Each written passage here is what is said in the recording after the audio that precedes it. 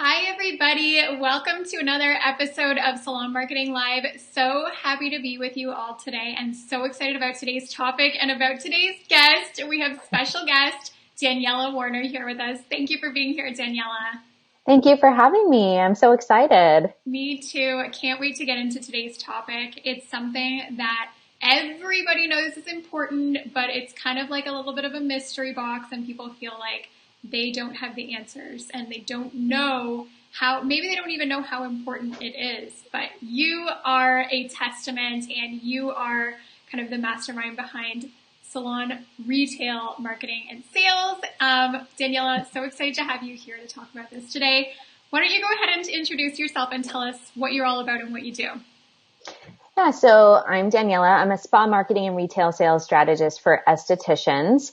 I focus on helping women and men, but primarily women, just build their business and see their full potential. And I believe that retail is a big part of that. And I always say, not because I'm a product junkie, not because of, the fact that I love high quality skincare, but there's actually a lot of studies out there that show that when, like, according to iSpa, they have a stat that says if a client purchases 2 or more retail products from you, they have an 80% rate of return. Wow. Tons of stats like that. So if you look at all that, my real big belief is client retention and going deep with your clients. And when your clients have better results, which I think we would all agree that if they're using a high quality customized skincare regimen, they're going to have better results.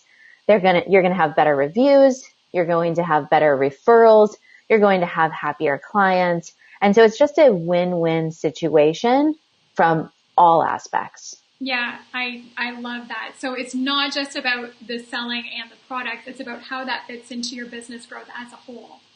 Yeah. And how can you serve your clients fully? Because if they're not, this is like the cliche thing, but if they're not buying products from you, they're buying them somewhere else, right? Yeah. And if they're investing time and money to reach their skincare goals, to reach optimal skin health, you're letting them go to, Target to buy oil of Olay. And there's a place for all of these things, right? There's a place for oil of Olay. There's a place for the MLM companies. There's a place for those types of things. But usually individuals who are investing the time and money into caring for their skin with a professional, they want that high quality skincare. And when we position it really about being about skin health, then it's a no-brainer.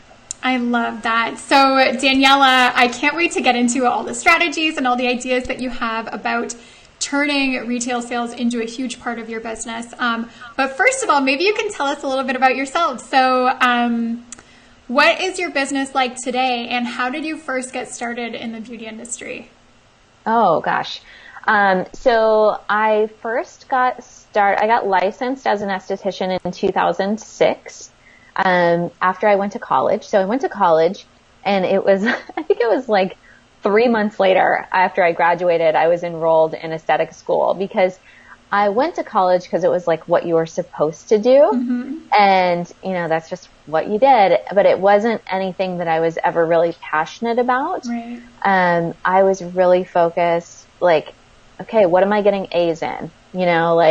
Always like type A, like what am I getting A's? That's what I'm going to major in. But when I learned that you could be an esthetician and make money being in a spa all day, I was like, holy crap.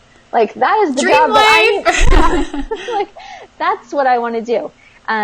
So I became an esthetician. I was practicing, I'm from Maui. So I was in Maui, I started as a solo and then I went to work in a resort spa, and then I went to work in a medical spa, and that was really where I found my people. Medical was kind of my zone of genius. I love solving problems. I'm a horrible waxer. I'm not very good at massage, but if you give me a laser, I will get rid of whatever you need gotten rid of. And I love the skincare. And so I did that for several years, and then I met my husband, who is active duty military, and learned what it meant to be a military spouse, which was completing 7 moves in a 6-year time span. Oh my gosh. And so I was like, and you guys will have to forgive, my dog is squeaking her ball in the background. So that's what that is. Okay, your dog is adorable. I saw him before. So if you see this white fluffy Labradoodle with a ball, that's what it is. But anyway, when I decided to, share my life with my husband and that he was active duty, it meant I needed a job that I could be location independent. Yeah. And I had always wanted to be an entrepreneur at some point in my life. I wasn't planning on doing it at 30, or 32, I think I was. But it just kind of happened. And I started my business actually working with the physician dispensed skincare brand. So Skin Medica was my first client. So I was working with those brands on, consulting, branding, marketing, doing trainings for estheticians. And I would say about 2.5 years ago, I really pivoted, into working directly with the estheticians because that's where I got more fulfillment. It's really good for your ego to say that you've worked with these brands and get to travel and speak and all this kind of stuff. But the reality was that I was sitting in a boardroom or typing marketing reports. And now I get to have conversations with the actual women doing the work and see the change. And that's just so much more fulfilling for me. And, at this point in my life, that's the most important thing is what's going to make me the happiest. Cause I have a 2.5-year-old, I'm pregnant. My time is my most valuable resource. So I have things that I love. I love that. Awesome. So guys, if you're watching, we're going to jump into the educational side of our conversation today. But if you're watching, jump into the comments, say hi, and let Daniela know if you have any questions about retail or sales or anything else spa and spa marketing and spa sales related, because she would love to answer your questions. Okay, so Daniela, why retail sales? So you have this journey that you took towards working directly with the estheticians, and why did you decide to focus on retail sales as something that you knew that you could provide huge value and education about? Well, I kind of alluded to it in the beginning, but honestly, if I'm looking back, when I was starting my business, I looked at what am I really good at? And what do I know that's of value that I can share with others? And my retail to service percentage was always incredibly high. It was not uncommon for me to sell $15,000 just of retail in 1 month. Wow. And, because I fully believe in making the entire home care recommendation. So a lot of companies or a lot of places will say, if you can just sell one product every time you come in. And to me, that's the worst thing that you can do. Because I think that is if I'm looking at it from my perspective as a patient who wants the full solution, and every time I come in every month, you're telling me about a different product. I'm thinking, well, why didn't you tell me about that in the beginning? Yeah. So I go all in from the beginning. I give them their full AM, which can be anywhere between $600 to $1,000. But when you provide it you position it in a way where you're educating them, you're not being pushy, you're just telling them, hey, this is what would be the best home care regimen for you, they buy. Yeah. It's not as hard as it sounds like, oh my gosh, I can't believe people would spend that much money on skincare, but we never have any idea what that value means to them. Yeah. And if you don't ask, the answer is always no. Wow. So you were doing $15,000 on some months in your retail sales. You knew that it was something that you were good at. It sounds like the reason that you were good at it is because you were so great at educating them.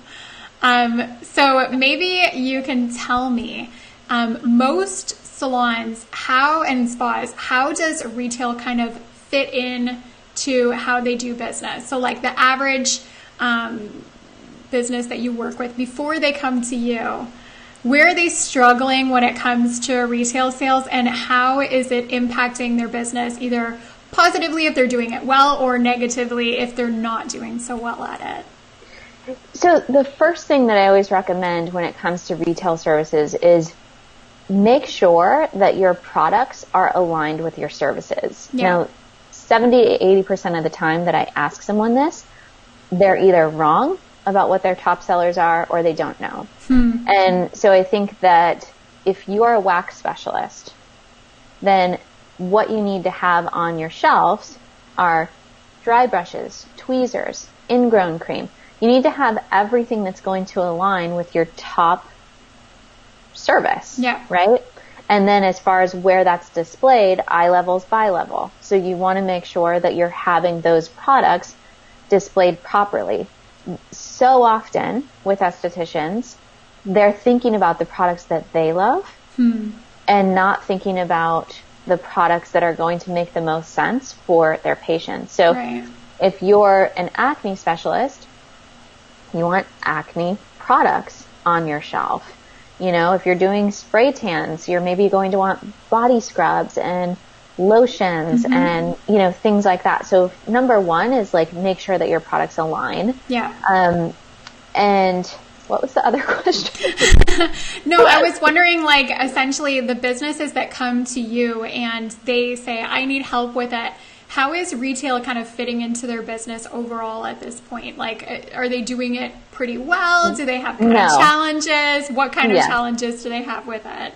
So I think the biggest challenge is patient communication. So, or client communication. So estheticians in general are such caregivers, such nurturers, so connected with their clients. The last thing that they want is to feel like they're being pushy or salesy. And so it's really shifting that mindset into, first you have to believe in the products, right? Because you never sell something that you don't believe in, and you never make a recommendation to a client that you wouldn't make to your mom. So, or your best friend or whomever, someone that you love very much in your life. And so I think that that is very, very important, to be in integrity and never sell something because you're just trying to get your numbers to where they want them. And then focus on, like, you know, in shifting the perspective, it's like, if you know that they're going to go and buy products somewhere else, like no one has any problem talking about how much they hate St. Ives apricot scrub. But if you're not educating your client on, like, what is the best home care for you to use, why wouldn't the client go and use that? Because St. Ives apricot scrub spends millions and millions of dollars targeting your same client.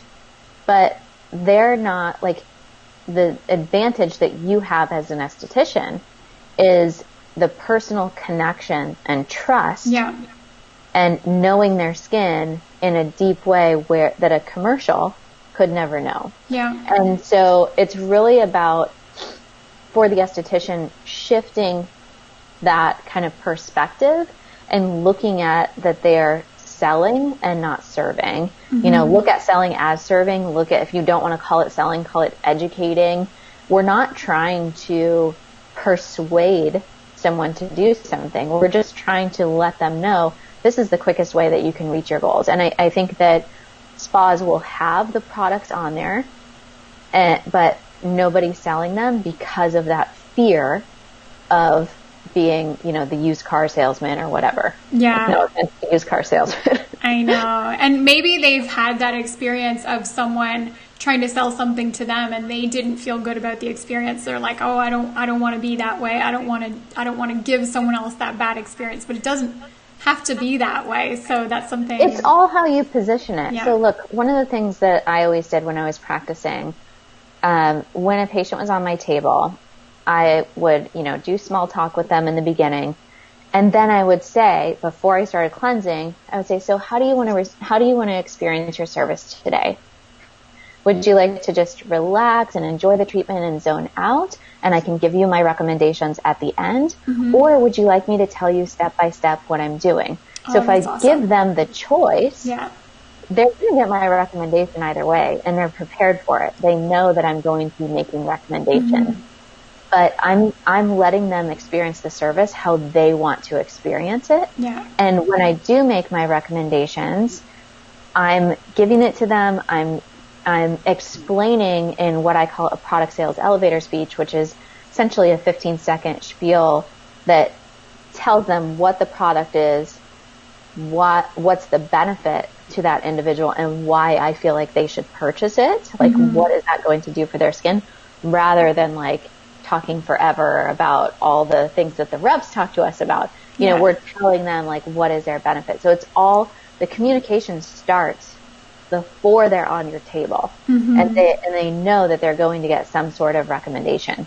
So you're not just like surprising them like, oh, I just had this beautiful, amazing treatment and I have like facial bliss right now and I'm getting off the table, and here you are talking to me about growth factors and fibroblasts. I don't know what you're saying, and I'm ruining my bliss. That is what we don't want to do. Yeah. You know? Yeah, exactly.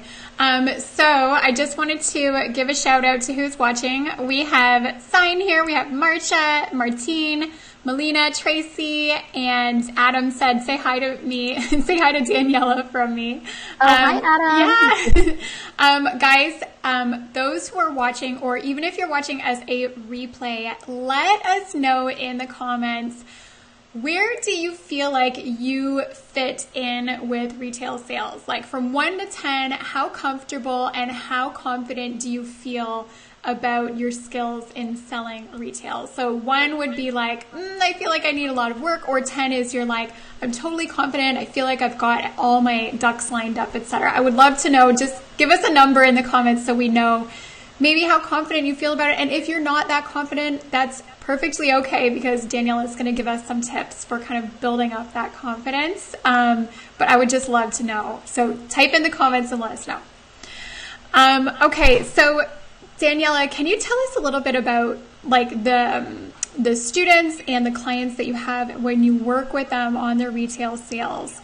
How do you work with the spa owner and then their team members? Can you tell us kind of how that relationship goes with either training them or how they can kind of develop that culture of education, of sales through education as a team?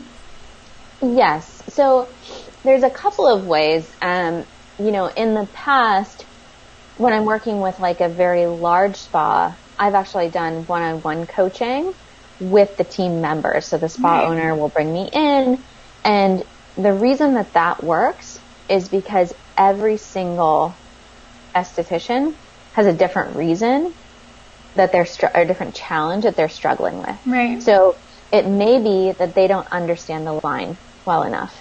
It may be that they're having trouble articulating the benefits. It may be that they have imposter syndrome. Who am I to sell this, or to purchase this?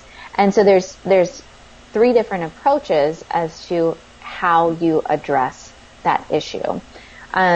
So as our company has grown, we've really kind of moved away from that. We have a goal of impacting 1,000 estheticians this year, or 2020.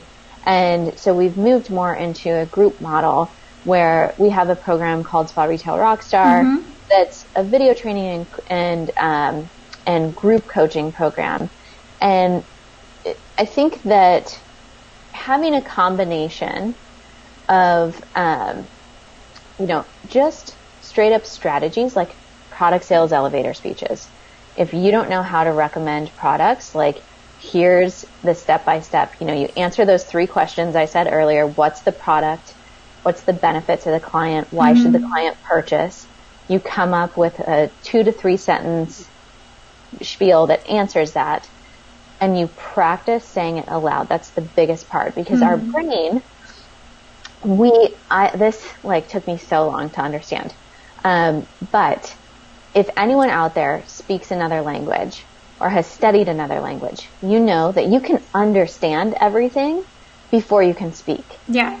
So I speak Italian. In my previous life, I was married to an Italian. We were I together speak Italian 9 years. too. I forgot that we had that in common. Yeah. I was much better. So when I was in college, I studied Italian for 5 years.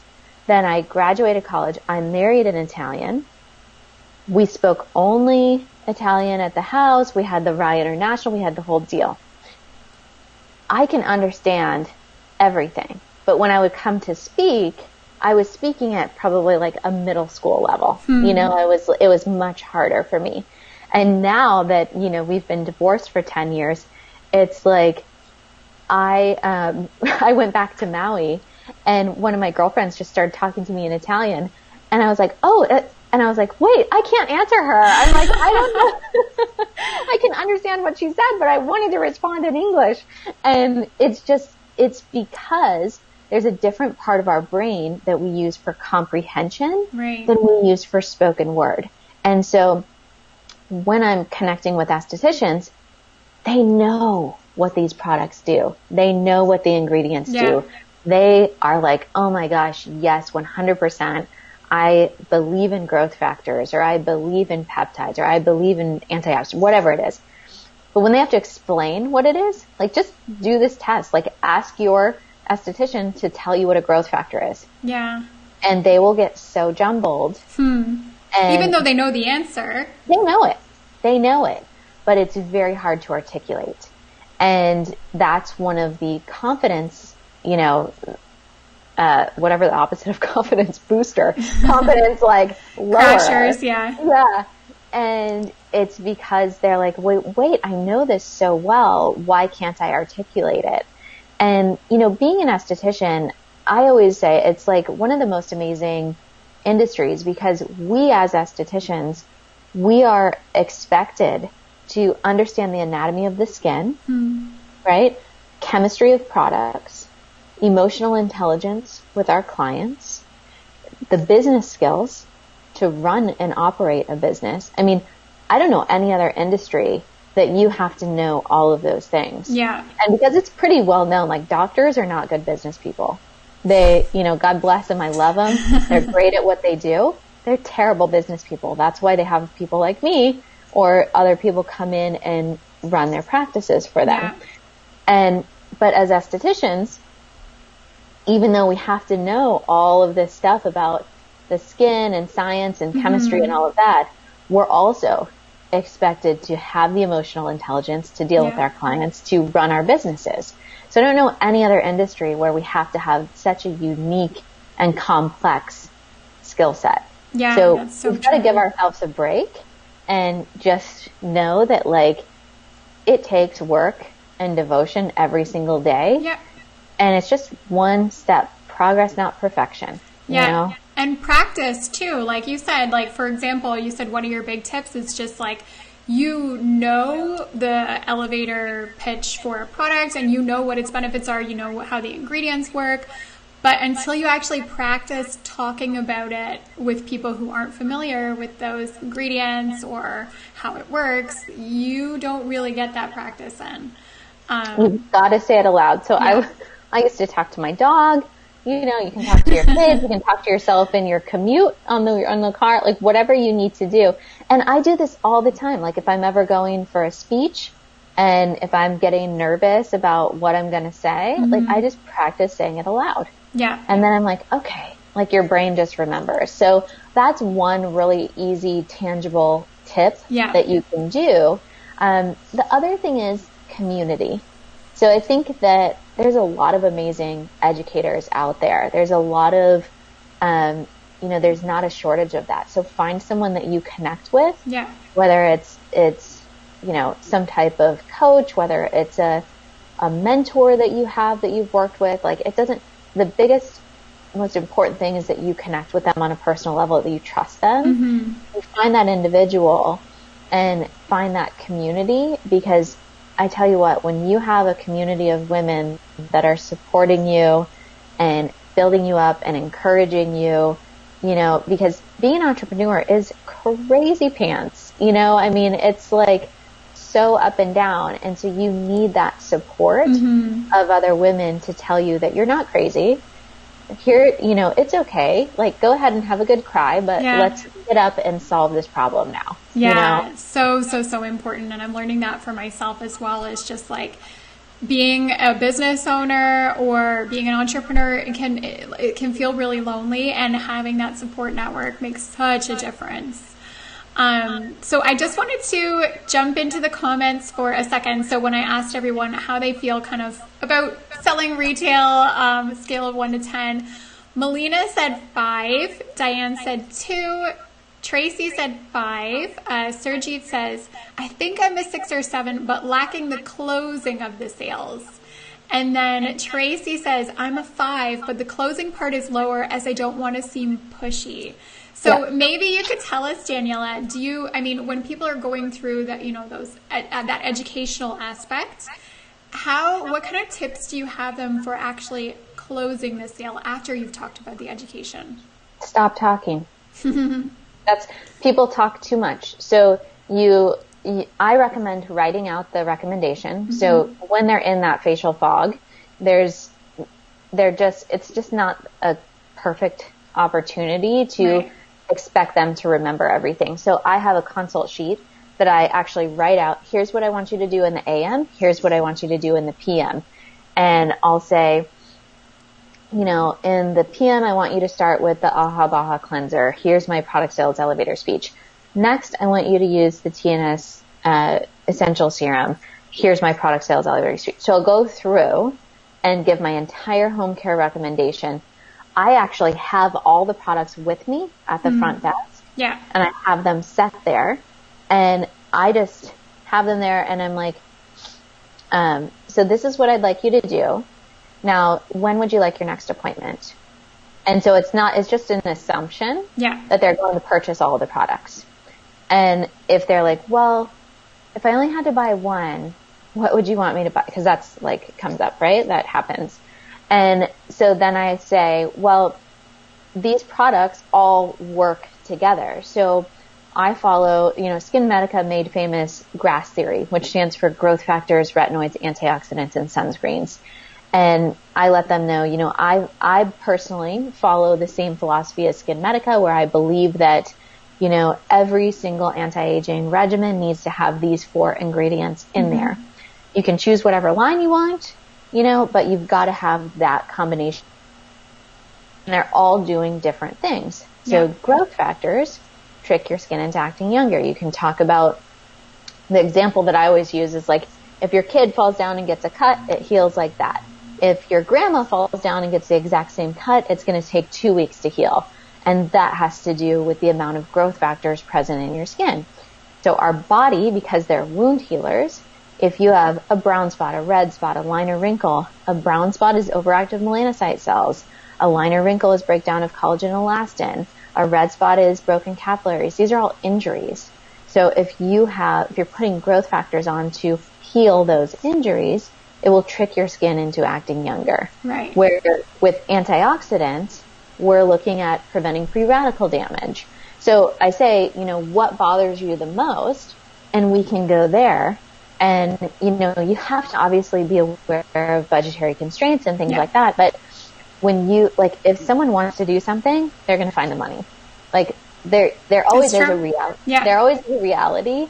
But if you're charging, $100, $200 for a facial, depending on what it is that you're doing, and they're coming in to see you every month, I will actually, if someone legitimately has budgetary issues, I will tell them I would rather you purchase this home care first and skip a month of coming to see me and then come back, because this is what you're doing every single day. Mm-hmm. This is the healthy diet. If I'm your trainer and you're coming to work out, but you're eating McDonald's every day, you're not going to get to where you want to go. Mm-hmm. So it's really just positioning is what are your goals, and showcasing, if I'm doing a consultation or talking to someone, you want to position retail at the front. Mm-hmm. Here's your starting point.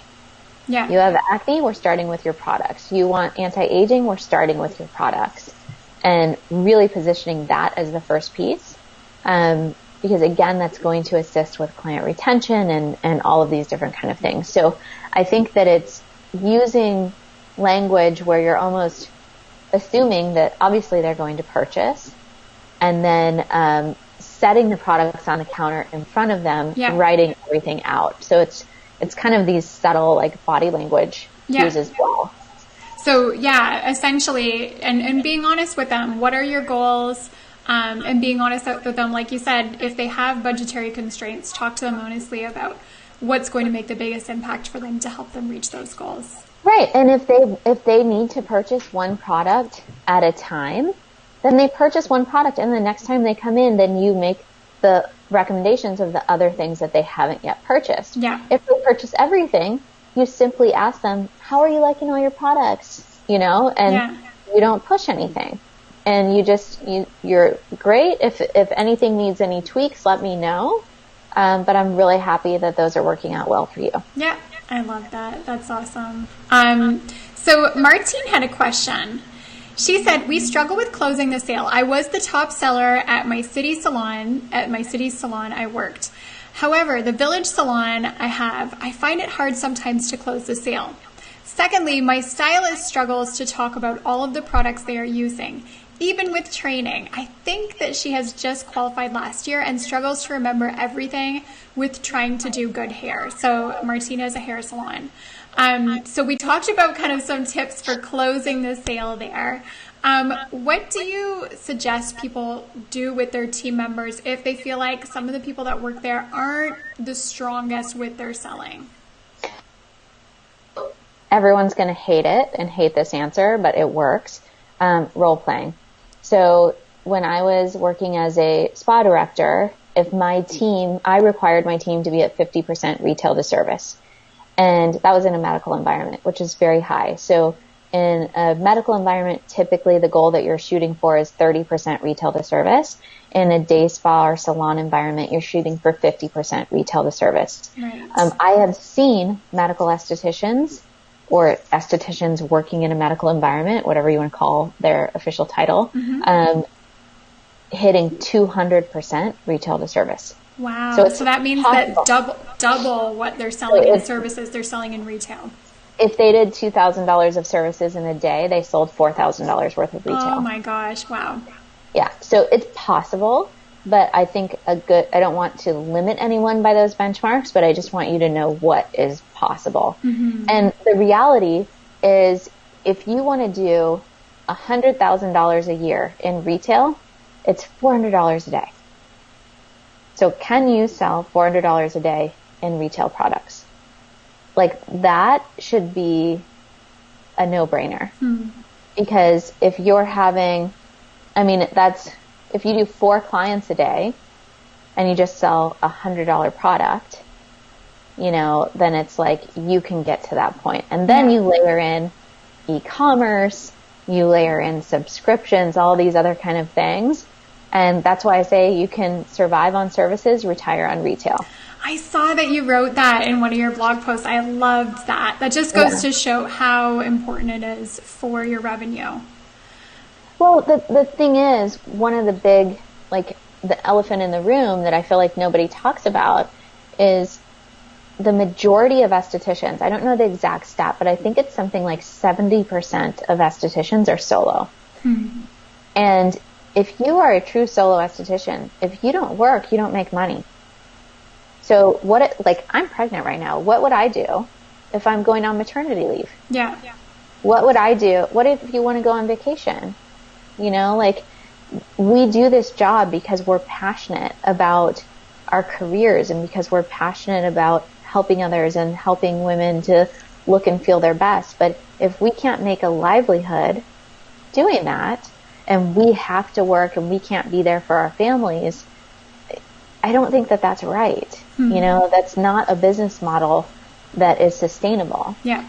And so when you have retail, you can set up an e-commerce store. Now, the technology is there. Yeah. You can do online consultations, and then, sell them, make their recommendations and ship them the products. There's so many different ways that you can do it where you can still have money coming in, even if you don't have your hands on somebody. Wow. I would like that. E-commerce and online consultations gives me another idea for another salon marketing live that I would love to do with you, but I know that's a big topic. So I just wanted to jump into the comments again.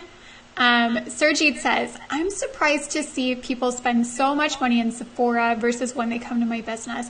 I don't know what the reason that my sales are so low. She says, very good point about explaining the ingredients. Did you want to talk to her first point? So number one, Sephora, if you know what Sephora's advertising budget is, it's in the millions and millions of dollars. Yeah. And so they're constantly, so there's a marketing stat that says that clients will purchase from you between the 7th and 11th point of contact. So that means if we're running a promotion, right? How many estheticians? I want to ask everybody this and see what they say, who is listening. Mm-hmm. When you market your promotion, do you send one email? Is it your one e-blast at the beginning of the month that's like, here's my promotion, come buy with me. And, then you don't have any other communication from them. And, that is what I overwhelmingly see in our industry, which is a huge mistake because the open rate for spa is 13.1%. So average open rate. So that means if you have 100 people on your email list, 13 of those people will open. Right. And do you want to be, like with so many estheticians feeling like, I don't want to be pushy, I don't want to be salesy. If you are the friend that comes over once a month and is like, hey, buy from me, buy from me, buy from me, buy from me. I'm not going to talk to you next month until I have something else that you can buy from me. Yeah. No, it needs to be 80% value, 20% promotion. Yeah. So I suggest weekly emails, weekly communication, whatever you want to do, but weekly events, weekly whatever, something that provides some sort of value for you, for your clients or your patients. And then, because that is building the know, like, trust factor, that is that's keeping you top of mind. Yeah. So every time they turn on the TV or go to the mall or look in a magazine, they're seeing Sephora, Sephora, Sephora. So they're thinking about Sephora.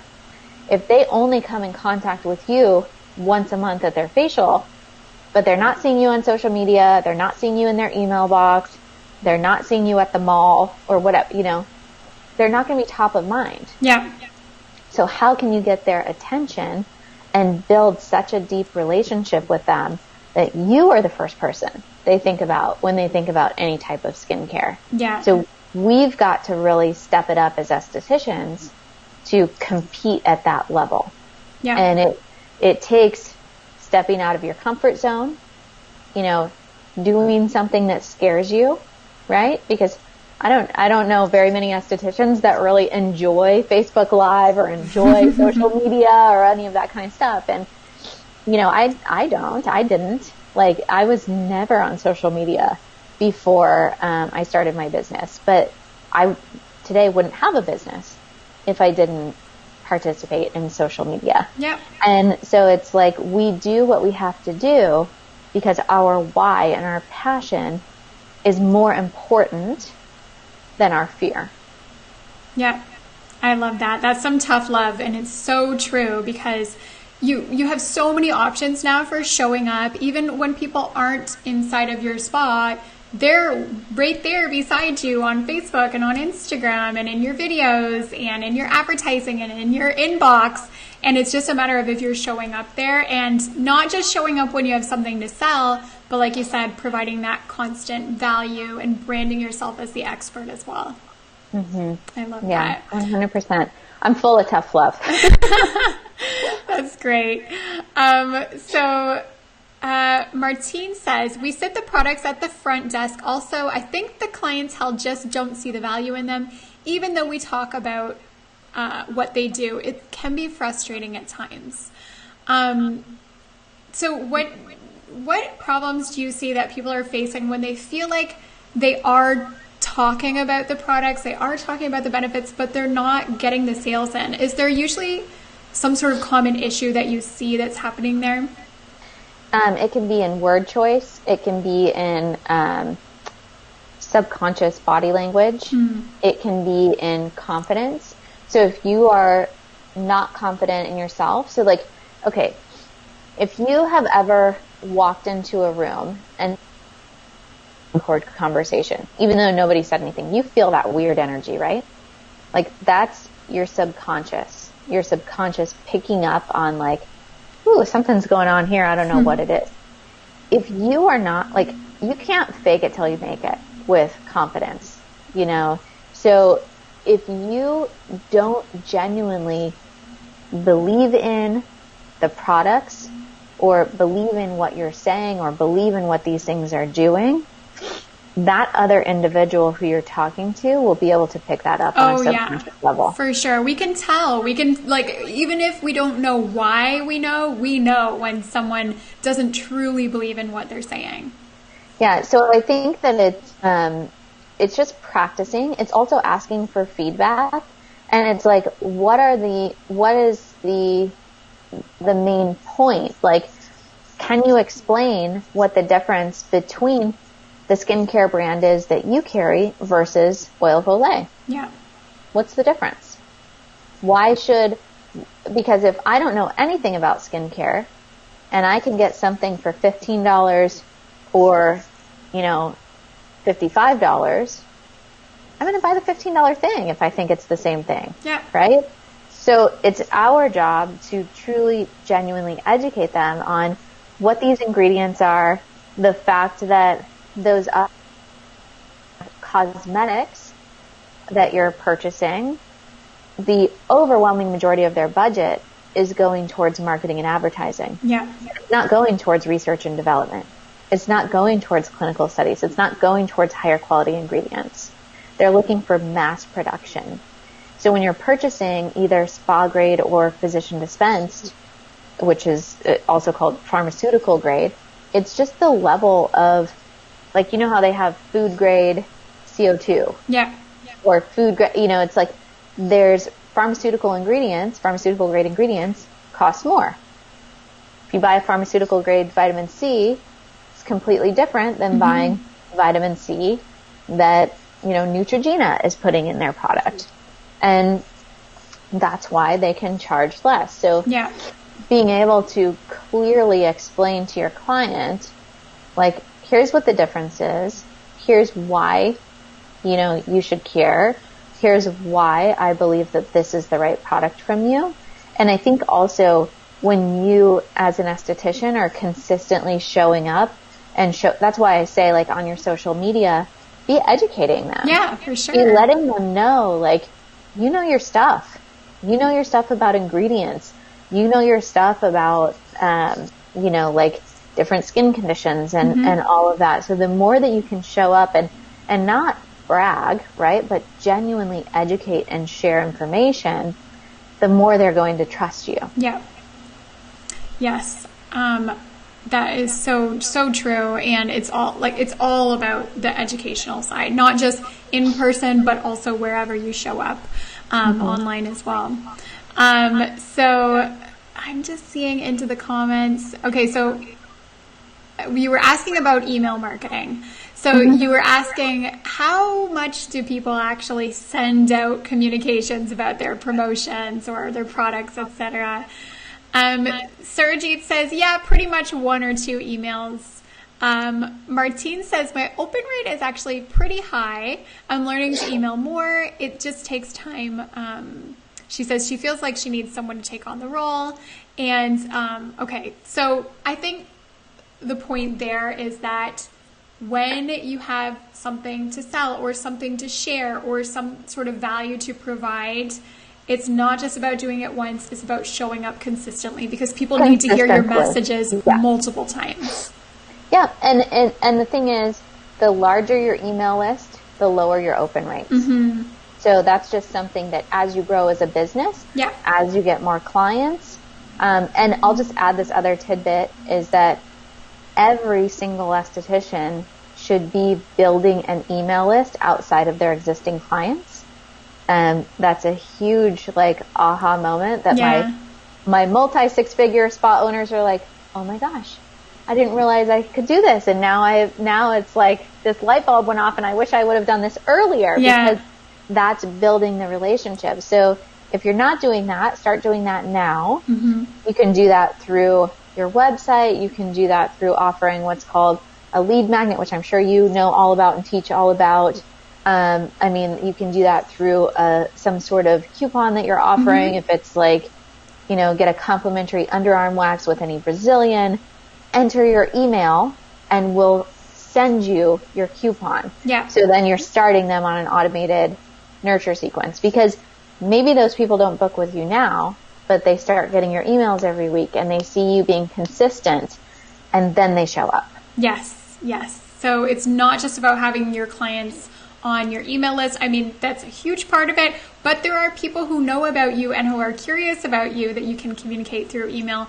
Maybe they haven't come in yet, but it's just a matter of time of them hearing from you and getting those communications from you as well.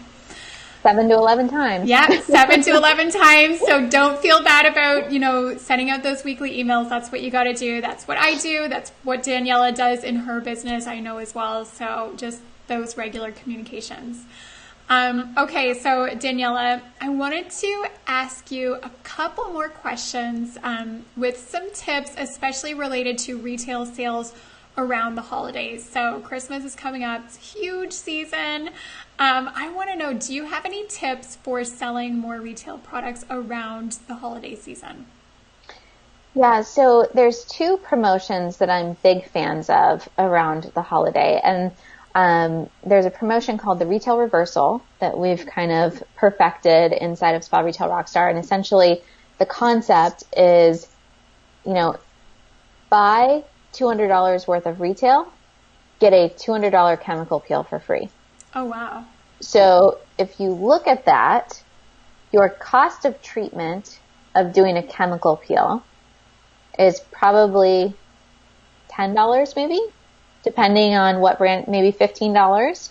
So if we're looking at the actual cost, so you want the highest perceived value, lowest cost of treatment. Right. So if you were to take that $200 retail sale and discount it by 10%, you'd be discounting $20, right? So you look at okay, where's the actual money going out? Yes, you're losing your time, right?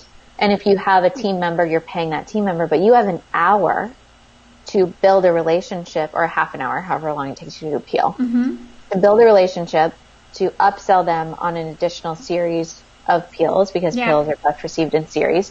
That's invaluable. I love that idea. I would totally do that. Who wouldn't, right? Yeah. It's like, buy $200 in skincare, get a $200 chemical. It's a no-brainer. Yeah. Right? You're like $400. Wow. That's huge value. Yeah. And if you guys have ever read Blue Ocean Strategy, it talks about really standing out in your market, because nobody cares about 10%. People are so I don't even know why we have outlet malls anymore, because if you go to a regular mall, it's 50% off the sale price. There's just, people are bombarded with discount. So if you say 10% off or 20% off, it doesn't matter. It's noise. But if you have some crazy deal that's hey, this is what we're doing, and it's so different than what anyone else has seen. Yeah. And you offer it in a very limited amount, this is a holiday promotion that we're doing or whatever, then that is really awesome. The other promo that I love is the buy 100, get 100. And so there are a lot of spas that do this. But it's essentially buy a $100 gift certificate and then get 5 $20 gift certificates that you can use. So essentially those 5 $20 gift certificates are coupons. There's no cash value. So you want to have this printed on the back. No cash value, not good towards retail, 1 per client per transaction. So essentially you're wanting them to come back 5 different times and get $20 off, or give those as gifts. So the buy 100, get 100 works really well on Mother's Day and then over holiday. So how do you find that people use it? Do they essentially do they usually give the $100 gift certificate to someone as a gift? That was their intention, and then they personally use those $20 for themselves? It depends. A lot of people actually buy the gift certificate for themselves, and then for Mother's Day they'll do it. But I had a couple of spas do it over in June for dads and grads, And so they were giving the $20 to their graduates. They were doing, or like if they do it over Valentine's Day, like as in little Valentine's Day cards or whatever. So it just depends. It really depends on how you're doing it. But some of our girls in Spa Retail Rockstar, they tested it out. And one gal did $6,400 in 19 days. Oh my gosh. She sold 64 gift cards. Another gal, her goal was 20. She's like, I just want to do 20. And she did 54. Oh my gosh. That's amazing. Such a smoking deal. But you just have to make sure that you've got all the verbiage on the back correct. So cash value gift certificates, each state has their own laws, like of how you have to deal with gift certificates. But the other $20 ones are essentially coupons and that have no cash value. So someone can't say like, I want a $15 lip wax, give me back $5 or keep $5 for your yeah. It's a single transaction. You want to encourage them to get a facial or get something that's higher that you're discounting the other. Okay. I love that idea. So guys, take note. Think of some of these ideas. Daniela talks about these and much, much more in her program, Retail Rockstars. So, and I want to ask you more about that in just a second. Final question for you, Daniela. You and I both love Facebook ads and Instagram ads. I personally love them for my business. I love helping my students with them. Do you have ideas that you can share about promotions for retail sales that you've done maybe with some of your students that you can do through Facebook and through Instagram? So, I think it comes down to having, like, if you were doing a retail reversal promotion, and Facebook ads they are not easy to learn. It's one of those things that I would say you will want to throw your computer out the window for at least a month, but just learn how to do it because it is an ATM. Once you do learn how to do it, it's amazing. But if you're just getting started and maybe you have only like $5 that you want to spend and just test around, like simply do your retail reversal promotion, like talk about whatever your post is, boost it for $5. I used to be totally against boosting, but here's what changed. Right now, Facebook and Instagram especially are really into DMs. And they're doing a lot with DMs. And they're paying attention to what's going on behind the scenes. So you can, if you don't want to do the whole landing page, email nurture sequence, pixel, like all of this kind of stuff, just simply boost the post and say, send me a DM to learn more.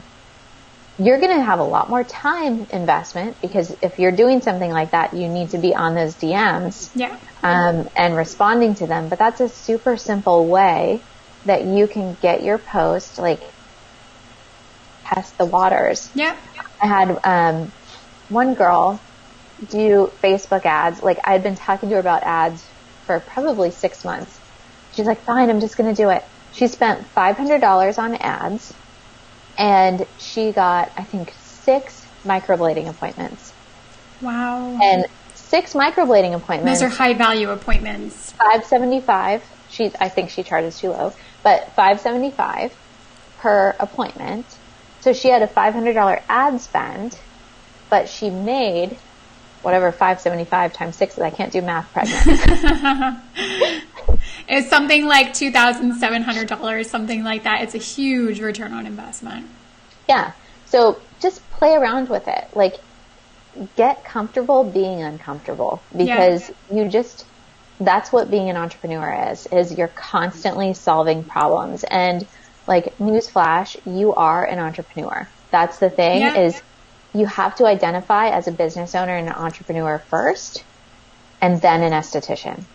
And I think it's the opposite. I think people identify as estheticians and they're not solving the problems that they need to solve because it's, they want to it's scary and overwhelming and makes you feel uncomfortable. And but it's like, you know what? You do that and the reward is so great. Oh, I so agree. And there's just so many different parts of running a business that go beyond just your treatments and your services, etc. It's also all those other things and how you can be strategic about building up your business, doing more retail sales, getting the marketing right, that kind of thing. So Daniela, do you have any other kind of words of wisdom about retail sales before we wrap up? Anything else that you would like to share, maybe about kind of that mindset shift that you know that people kind of have to take place before they're kind of ready to go out and sell retail like they should? Yeah, I think it's just believe in yourself. You know more than you think you know. That was a big thing for me, was just using that word, I'm just an estimate. I'm not smart enough because I went to beauty school. I'm not smart enough because whatever, but the thing is, like, we know so much more than we realize. Yeah. The average person doesn't know the difference between a chemical sunscreen and a physical sunscreen. The average person doesn't know what a growth factor is, or what an antioxidant does, or what a fibroblast does. They don't know what sebaceous hyperplasia is, or what, they don't know those things. So we know so much more. So just have the confidence that you have everything you need to build a thriving business. You are the person that's holding you back. So you're going to get judged no matter what you do. So you may as well get judged for doing the things that you want and for building your business. Yeah. You know? That's amazing advice. Well, Daniela, this has been so eye-opening, so practical and useful. I love your tough love part, but also your practical tips and you being a cheerleader for estheticians who are business owners and who are entrepreneurs. How can people learn more about you and about your programs, Daniela? Yeah, I think the best way, so Spa Retail Rockstars closed right now. Okay. But I do a podcast called Spa Marketing Made Easy. It's on iTunes, it's on Stitcher, Google, basically anywhere that you get podcasts. Yeah. You can just look it up, Spa Marketing Made Easy. And we have a Facebook group with the same name. We do, super valuable episodes every single week, giving you like tangible tips and advice. I think that's the best way to stay in touch, get to know me better if you like my teaching style. And, then it's very clear whenever we open our program. Exactly, because you have to hit them 7 to 11 times each, right? That's right. We do way more than that. Yeah, exactly. I love that. So guys, follow Daniela's podcast. It's awesome. She provides so much free value and content. She interviews amazing experts in the beauty and business space. So check it out, check her out, and can't wait till, when does your program reopen?